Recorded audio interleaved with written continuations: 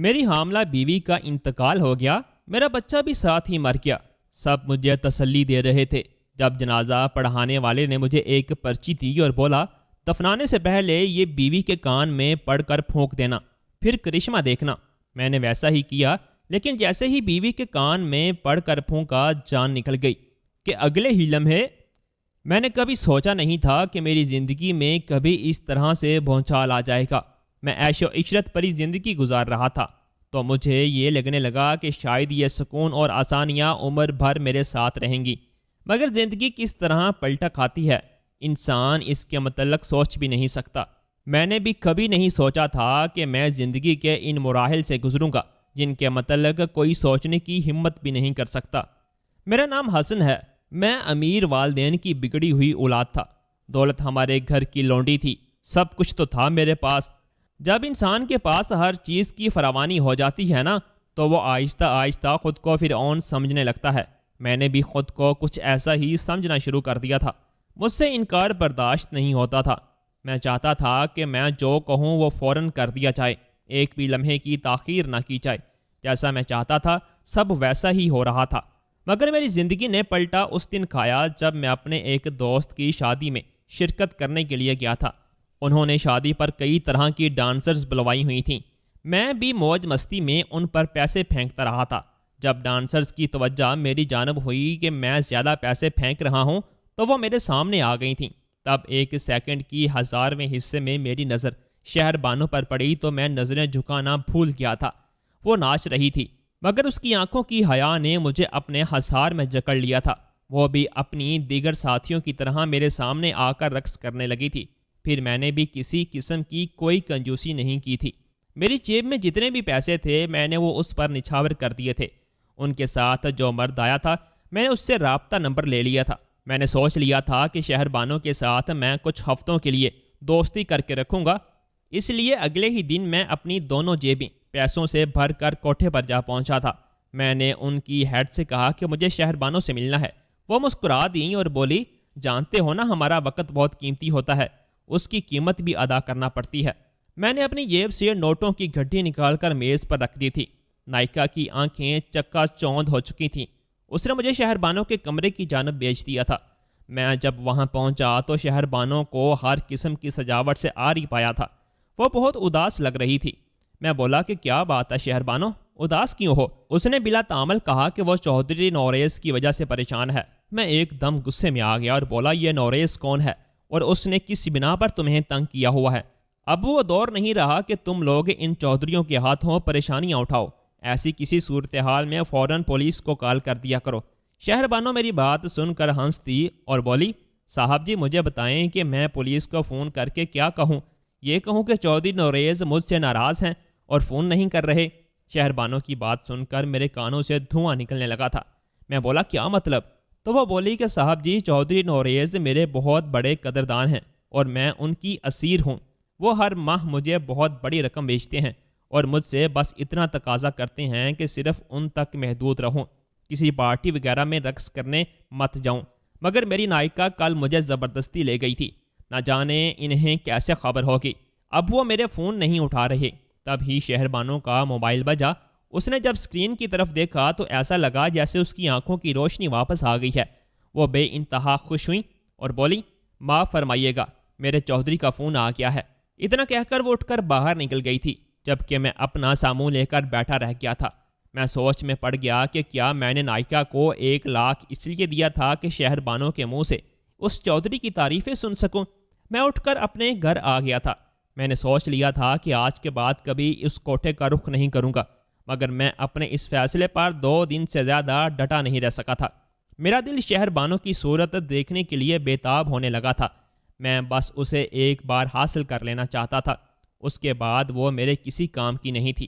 ظاہر سی بات ہے کہ میرا سٹیٹس اتنا بھی گیا گزرا نہیں تھا۔ میں دوبارہ کوٹھے پر گیا تو پتہ چلا کہ شہر بانو چودھری نوریز کے ساتھ باہر گئی ہوئی ہے۔ نہ چاہتے ہوئے بھی میں اس چودھری سے رقابت محسوس کرنے لگا تھا۔ نہ جانے وہ کون تھا جس کے لیے شہر بانو مری جا رہی تھی اور ایک میں تھا جو اس کے دیدار کی خاطر ترس رہا تھا۔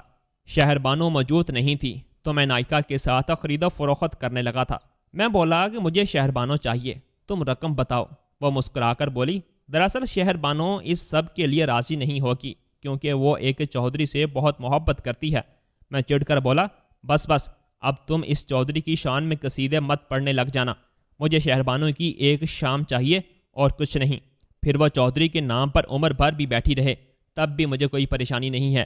نائکا مسکرا کر بولی، اگر آپ اتنا اصرار کر ہی رہے ہیں تو 10 لاکھ میں ڈیل ڈن کرتے ہیں۔ 10 لاکھ؟ میں حیرت زدہ رہ گیا۔ میں جانتا تھا کہ اتنے پیسے آج تک اس نائکا کو کسی نے نہیں دیے ہوں گے۔ اس کا چودھری نوریز بھی اسے اتنے پیسے نہیں دیتا ہوگا۔ وہ تو بس میری مجبوری کا فائدہ اٹھانا چاہتی تھی اور میں نے بھی اسے فائدہ اٹھانے دیا تھا۔ میں نے ڈیل ڈن کر لی تھی۔ کل شام کا وقت مجھے ملا تھا۔ میں بہت پرسکون ہو چکا تھا۔ دراصل یہ سب میں اپنی انا کی تسلی کے لیے کر رہا تھا، ورنہ مجھے لڑکیوں کی کوئی کمی نہیں تھی۔ میں نے دل میں سوچ بھی لیا تھا کہ اس دن کے بعد کبھی کوٹھے کی طرف منہ بھی نہیں کروں گا۔ میں شام ہوتے ہی وہاں پہنچ گیا تھا۔ شہر بانو کے پاس کیا تو وہ حیرت سے بولی، آپ پھر سے آ گئے؟ میں مسکرا کر بولا، ہاں، تمہیں لینے آیا ہوں۔ وہ ششتر رہ گئی تھی۔ بولی، میں آپ کی بات کا مطلب سمجھ نہیں پائی۔ میں بولا، کل میں نائکا کے ساتھ سودا طے کر کے گیا تھا، کیا اس نے آپ کو نہیں بتایا؟ میری بات سن کر شہر بانو بولی، او اچھا، میں سمجھ گئی۔ آپ یوں کریں، ذرا تھوڑی دیر باہر میرا انتظار کریں، میں آتی ہوں۔ میں بہت خوش ہوا کہ شکر ہے اس نے کوئی ہنگامہ نہیں کیا۔ میں باہر جا کر بیٹھ گیا، مگر 1 گھنٹے بعد بھی جب شہر بانو باہر نہیں آئی تو اٹھ کر واپس اس کے کمرے کی طرف گیا تو مجھے معلوم ہوا کہ کمرہ تو اندر سے لاک تھا۔ میں نے دروازہ کھٹکھٹایا تو شہر بانو کی آواز سنائی دی۔ وہ غصے سے بولی کہ کیا میں نے آپ سے پہلے ہی روز نہیں کہہ دیا تھا کہ میں چودھری سے محبت کرتی ہوں؟ جائیں جا کر نائکا سے اپنے پیسے واپس لے لیں، میں اس جنم میں تو آپ کو حاصل ہونے والی نہیں ہوں۔ میں دھنگ رہ گیا تھا۔ وہ کیسی عجیب سی فلمی باتیں کر رہی تھی۔ مجھے آج تک کسی لڑکی کی طرف سے اس قدر مزاحمت کا سامنا نہیں کرنا پڑا تھا۔ میں غصے میں کوٹھے سے نکل گیا تھا۔ میرا جی چاہ رہا تھا کہ میں سب کچھ فنا کر دوں۔ میں نے سوچ لیا تھا کہ میں ہر حال میں شہر بانو کو حاصل کر کے ہی رہوں گا۔ پہلے یہ میری خواہش تھی، مگر اب ضد بن چکی تھی۔ میں بس مناسب موقع کی تلاش میں تھا۔ میں کہاں جانتا تھا کہ یہ موقع مجھے اس قدر جلدی مل جائے گا۔ دراصل میں ایک شاپنگ مال میں تھا جب میری نظر شہر بانو پر پڑی۔ اس نے خود کو مکمل طور پر چھپا رکھا تھا اور سیاہ برقع بھی پہن رکھا تھا، مگر پھر بھی میں اسے پہچان لیا تھا۔ اس کے ساتھ اس کی 2 ملازمائیں بھی تھیں۔ میں نے اپنے ڈرائیور کو فون کر کے سارا قصہ سمجھا دیا تھا اور میں خود بڑے آرام سے بیٹھ گیا تھا۔ میں نے اپنے ڈرائیور سے کہا تھا کہ جیسے ہی یہ نقاب پوش لڑکی باہر آئے تو اسے کہنا چودھری نوریز کا ایکسیڈنٹ ہو گیا ہے اور وہ بہت برے حالات میں ہیں، آپ کو بلا رہے ہیں۔ جب وہ گاڑی میں بیٹھ جائے تو اسے فارم ہاؤس لے جانا۔ 2 گھنٹے بعد میرے ڈرائیور کا فون آیا تھا۔ وہ کہنے لگا، آپ کا کام ہو گیا ہے۔ میں بے انتہا خوش تھا۔ میری خوشی کا کوئی ٹھکانہ نہیں تھا۔ جیت کا نشہ میرے سر پر چڑھ کر بول رہا تھا۔ میں فتح یاب ہو کر اپنے گیسٹ ہاؤس پہنچا تو یہ دیکھ کر حیران رہ گیا تھا کہ شہر بانو نے رو رو کر اپنا برا حال کر لیا تھا۔ وہ مجھے دیکھتے ہی میری طرف بھاگ کر آئی اور بولی، میرا نوریز کدھر ہے؟ وہ ٹھیک تو ہے نا؟ میں ہنس کر بولا، شہر بانو، بات دراصل یہ ہے کہ کل تم نے مجھے دھوکہ دیا تھا۔ میں اپنا 10 لاکھ روپے نائکا کے سامنے رکھا، مگر تم لوگوں نے میرے ساتھ فراڈ کیا۔ اب میں نے بھی وہی سب کچھ تمہارے ساتھ کیا ہے۔ تمہارا چودھری بالکل ٹھیک ٹھاک ہے۔ میں نے تو تمہیں صرف اس لیے یہاں رکھا ہے تاکہ میں اپنے 10 لاکھ روپے تم سے وصول کر سکوں۔ اب تم میرے فارم ہاؤس میں موجود ہو، میری مہمان ہو۔ شہر بانو غصے سے چلانے لگی تھی۔ وہ بولی، گھٹیا انسان، مجھے تم سے اس سب کی امید نہیں تھی، مگر میری بات کان کھول کر سن لو۔ تم میرے ساتھ ایسا نہیں کر سکتے۔ میں انسان ہوں، کوئی بھیڑ بکری نہیں ہوں جو تم مجھے میری مرضی کے خلاف حاصل کرنے کی کوشش کرو گے۔ میں کہے لگا کر بولنے لگا اور بولا، شہر بانو، اپنے ارد گرد نظریں دوڑا کر دیکھو تو صحیح، اس وقت کون ہے جو تمہیں مجھ سے بچا لے؟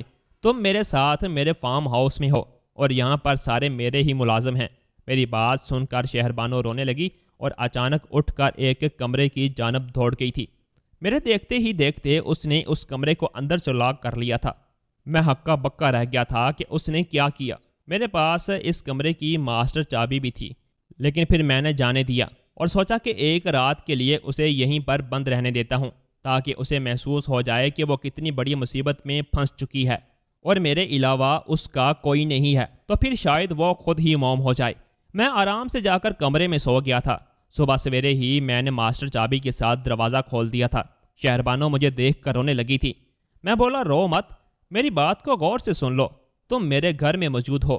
کسی کو بھی علم نہیں ہے کہ تم یہاں پر ہو، کیونکہ مجھے تمہارے علاقے میں کوئی نہیں جانتا، اور نہ ہی یہ کسی کو معلوم ہے کہ میں تمہیں اغوا کر کے یہاں لے آیا ہوں۔ کسی کو مجھ پر شک بھی نہیں ہوا ہوگا۔ اب تم بالکل بے بس ہو چکی ہو، تمہارا کوئی پرسان حال نہیں ہے۔ بہتر یہی ہے کہ تم خود کو مجھے سونپ دو۔ شہر بانو نے اپنے آنسو صاف کر لیے اور بولی، اچھا، اگر ایسی ہی بات ہے تو تم مجھ سے پہلے جب تک نکاح نہیں کر لیتے میں تمہیں اپنا نہیں مانوں گی۔ میں نے سوچا کہ کیوں نہ میں سچ میں شہر بانو کے ساتھ نکاح کر لوں، کیونکہ اب میں اسے آزاد چھوڑ نہیں سکتا تھا۔ ظاہر سی بات ہے وہ میرے خلاف پولیس میں رپورٹ درج کروا سکتی تھی، اس لیے میں نے دوپہر تک مولوی کا انتظام کیا اور پھر شہر بانو کے ساتھ نکاح کر کے اسے اپنی زندگی میں شامل کر لیا تھا۔ لیکن مجھے محسوس ہوتا تھا کہ اس نے مجھے قبول نہیں کیا، وہ مجھے نفرت بھری نگاہ سے دیکھتی تھی۔ میں جب بھی اس کے پاس جا کر بیٹھتا تو وہ وہاں سے اٹھ کر چلی جاتی تھی۔ ایک دن وہ مجھ سے بولی، تم نے مجھے حاصل تو کر لیا ہے لیکن تم میری روح کو نہیں پا سکو گے۔ میرے دل کے اندر صرف اور صرف نوریس کا نام ہے۔ اپنی بیوی کے منہ سے ایسے الفاظ سن کر میرا دل بہت ناراض ہو گیا تھا۔ میں چاہتا تھا کہ میری بیوی صرف میری ہو جائے، اس لیے میں نے اس کے سامنے برتن اٹھا کر مارنے شروع کر دیے۔ میں نے ٹی وی بھی توڑ ڈالا تھا۔ میں شہر بانو سے بولا کہ تمہاری اوقات ہی کیا ہے، ایک رقاصہ ہو تم۔ اگر میں نے تم جیسی لڑکی کے ساتھ نکاح کر لیا ہے تو تمہیں میرے پاؤں دھو کر پینے چاہیے۔ ایک تمہارا چودھری بھی تو تھا جو تمہیں نام دینے سے ڈرتا تھا۔ خرچہ تو دیتا تھا لیکن نام نہیں دیتا تھا، کیونکہ وہ تمہیں اور تمہارے پیشے کو برا سمجھتا تھا۔ وہ جانتا تھا کہ اگر اس نے تمہیں اپنا لیا تو پھر وہ عمر بھر کسی کو اپنا چہرہ دکھانے کے قابل نہیں رہے گا۔ وہ تمہیں پیار کے نام پر بے وقوف بنا رہا ہے اور تم بے وقوف بنتی رہی، اور ایک میں ہوں جو تمہیں کوٹے سے اٹھا کر اپنے گھر لے آیا۔ میں نے تمہیں عزت دی، اپنا نام دیا، مقام دیا، اور تم میرے ساتھ یہ سب کر رہی ہو۔ ارے میں تو تمہیں دیکھنا بھی پسند نہیں کرتا، بس تم میری ضد بن چکی تھی، اس لیے میں نے تمہیں حاصل کر لیا ہے۔ اب میری طرف سے تم بھاڑ میں جاؤ، تو ابھی مجھے کوئی پرواہ نہیں ہے۔ میں اتنا کہہ کر گھر سے باہر نکل گیا تھا۔ میں شام تک سڑکوں پر گاڑی دوڑاتا رہا تھا۔ جب رات کے 2 بج کے تو مجھے اپنے رویے پر افسوس ہونے لگا تھا۔ میں نے خود کو شہر بانو کی جگہ پر رکھ کر سوچا تو وہ بالکل ٹھیک لگ رہی تھی۔ وہ جو کچھ بھی کر رہی تھی وہ اس کا حق تھا۔ میں نے اس کے ساتھ بہت برا کیا تھا۔ میں نے زبردستی اس کے ساتھ شادی کی تھی۔ اگر اس کی جگہ کوئی اور بھی لڑکی ہوتی تو وہ بھی مجھ سے ایسے ہی نفرت کرتی۔ میں اسے غصے کے ساتھ حاصل تو کر چکا تھا، مگر اس کے دل میں اپنا مقام نہیں بنا پایا تھا۔ اس لیے میں نے سوچ لیا تھا کہ میں اب اپنا غصہ پشت پست ڈال کر شہر بانو کو ایک اچھا شوہر بن کر دکھاؤں گا۔ میں اس کو عزت دوں گا، احترام دوں گا، تو شاید پھر وہ میری ہو جائے۔ میں نے گھر جا کر اپنے دونوں ہاتھ شہر بانو کے آگے جوڑ دیے تھے۔ میں بولا، شہر بانو، مجھے معاف کر دو، میں نے تمہارا دل دکھایا۔ شہر بانو رونے لگی اور بولی، ہاں تم نے میرا دل دکھایا ہے، لیکن میری آنکھیں کھول دی ہیں۔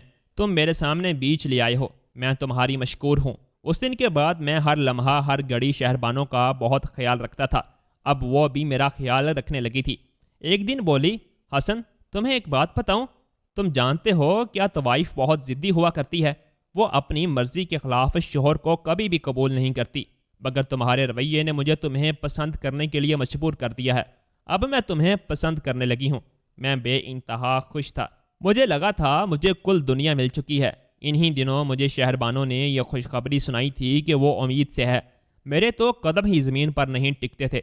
میں نے سوچ لیا تھا کہ ایک بار شہر بانو بچے کو جنم دے دے تو پھر میں اسے اپنے والدین سے ملوانے کے لیے جاؤں گا، مگر پھر کچھ ایسا ہوا کہ میری ساری کائنات ہل کر رہ گئی تھی۔ میری بیوی اپنے کمرے میں مردہ حالت میں پائی گئی تھی۔ میرا دل خون کے آنسو رونے لگا تھا۔ میرا آشیانہ ایک لمحے میں تباہ و برباد ہو گیا تھا۔ میری خوشیاں نیست و نابود ہو چکی تھیں۔ میری بیوی، میرا بچہ دونوں مر چکے تھے، لیکن میں پھر بھی انہیں ہسپتال لے کر گیا کہ شاید کوئی بچنے کا چانس ہو۔ میں نے ڈاکٹر کو دکھایا تو وہ بولے کہ آپ کی بیوی تو 2 گھنٹے پہلے ہی انتقال کر چکی ہیں۔ ڈاکٹر نے مجھے موت کی وجہ یہ بتائی کہ آپ کی بیوی کو دل کا دورہ پڑا ہے۔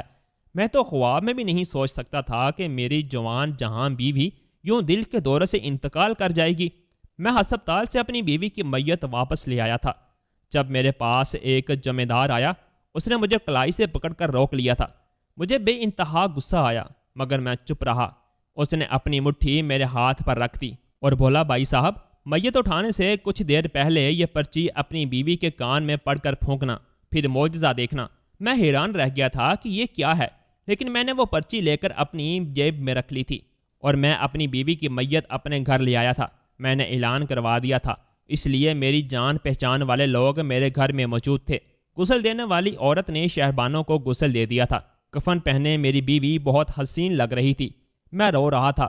مجھے آج علم ہوا تھا کہ مجھے اپنی بیوی سے کس قدر محبت ہے۔ میں چاہتا تھا کہ بس میری بیوی کسی طرح زندہ ہو جائے اور میں اسے یوں قبرستان نہ جانے دوں۔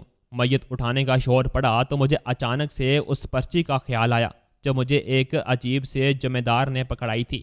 میں نے جلدی سے اپنی جیب سے وہ پرچی نکالی اور کھول کر پڑھنے لگا تو ہاتھ کانپنے لگے، کیونکہ اس پرچی پر لکھا تھا کہ اٹھو نوریز آ گیا ہے، وہ تمہیں لینے آیا ہے۔ ابھی میں یہ الفاظ کہہ ہی رہا تھا کہ فوراً اٹھ کر بیٹھ گئی تھی۔ جنازے میں شامل لوگ ہکا بکا رہ گئے تھے۔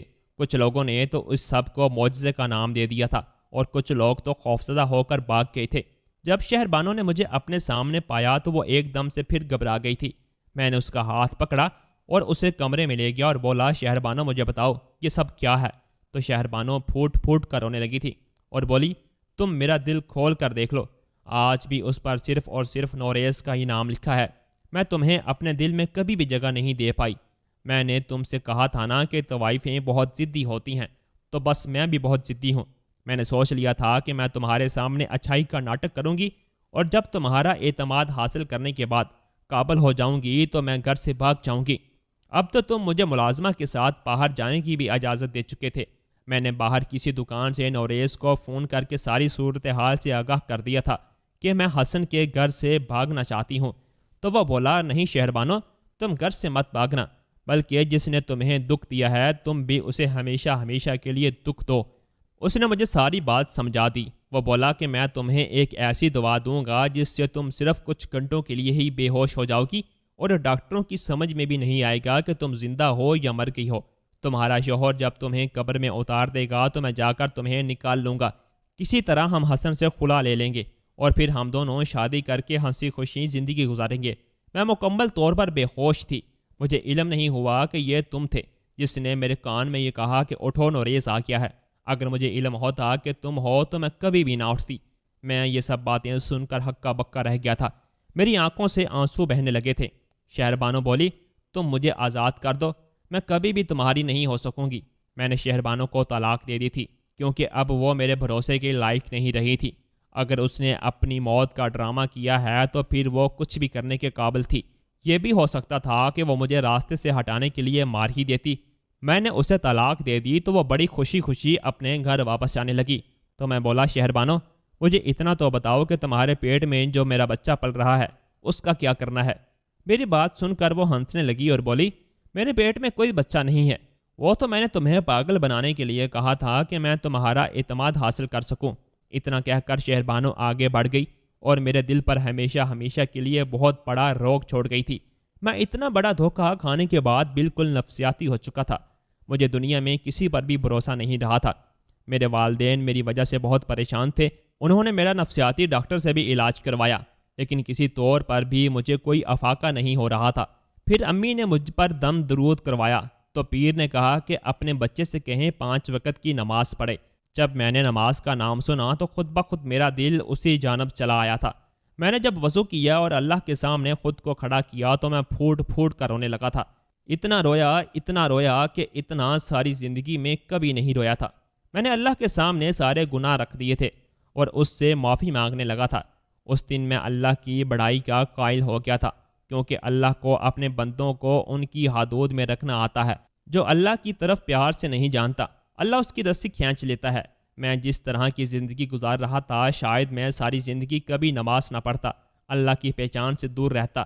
جب کوئی چیز کسی انسان کے ہاتھ سے جاتی ہے تب اللہ یاد آتا ہے، اور میرے ہاتھ سے میری بیوی میری شہربانو چلی گئی تھی تو مجھے پوری دنیا میں سکون صرف اللہ کے پاس سے ملتا تھا۔ تب میں سوچنے لگا تھا کہ ہر چیز فانی ہے، باقی رہنے والی بات بس اللہ ہی کی ہے۔ انسان جتنا مرضی سفر طے کر لے، واپس تو اس کے پاس ہی جانا ہے، تو پھر ہم کیوں یہاں وہاں بھٹکتے پھر رہے ہیں، خود اپنی زندگیوں کو خراب کر رہے ہیں۔ ہمیں چاہیے کہ ہم ابھی سے اللہ کی طرف لوٹ آئیں اور اس سے پہلے کہ بہت دیر ہو جائے۔ دوستو، آپ کو ہماری آج کی کہانی کیسی لگی؟ کمنٹ باکس میں اپنی قیمتی رائے کا اظہار لازمی کیجیے گا۔ کہانی اچھی لگی ہو تو ویڈیو کو لائک اور چینل کو سبسکرائب لازمی کر دیجیے گا۔ اللہ حافظ۔